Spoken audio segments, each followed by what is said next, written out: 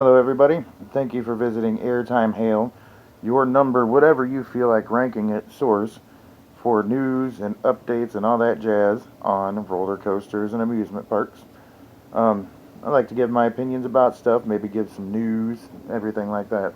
So today, I'm going to be talking about Vortex at Canada's Wonderland. It's an aerodynamic suspended coaster.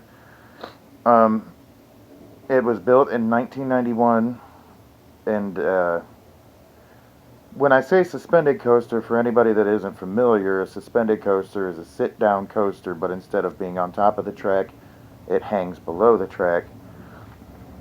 Not particularly thrilling model, but it is fun, and it's a good one to transition into the bigger ones for a little bit more thrill. Like, once, if you've got kids, little ones that are transitioning from stuff like Woodstock Express or Junior Gemini, things like that, you want to try to get them into the more intense stuff. I would think the suspended ones would be the next logical step. Um, think like Iron Dragon if you've ridden that, or the Bat at Kings Island. That's the same model. Anyway, Vortex at Canada's Wonderland's 91 feet tall, has an 85-foot drop, about 55 miles an hour, with a minute 36 ride time. Um, Not a lot to talk about because, once again, suspended coasters don't really do a lot.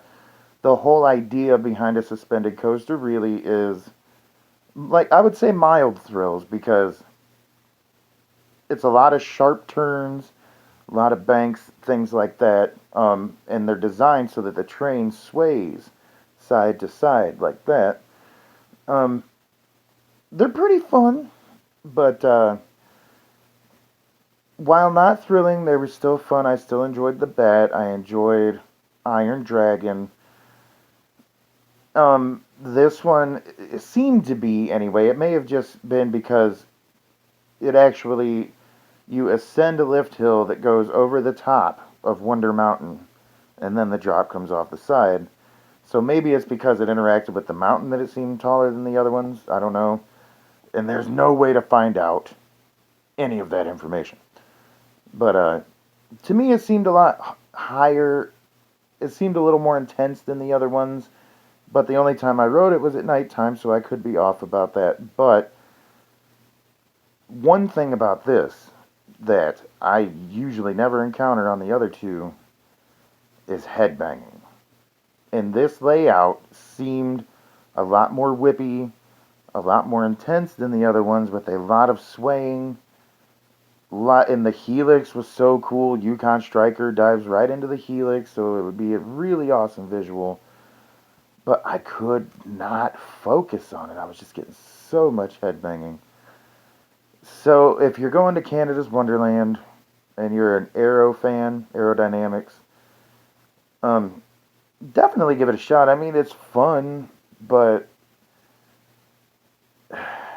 I would say ride it because it's one of only a handful of aero suspended coasters left. So definitely want to get a ride on it before it gets canned. Um, but I don't know. Lots of other stuff in the park you should ride first. So, but definitely fun. So I don't know what else to say about it really than that. It's a neat visual.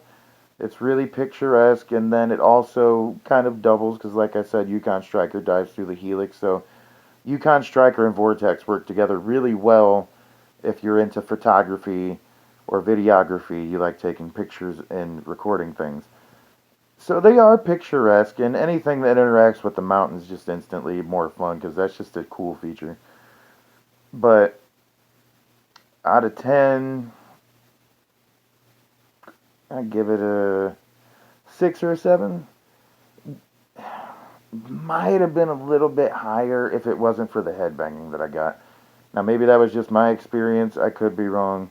But let me know what you guys think in the comments. Maybe tell me what you want to see the next video done on.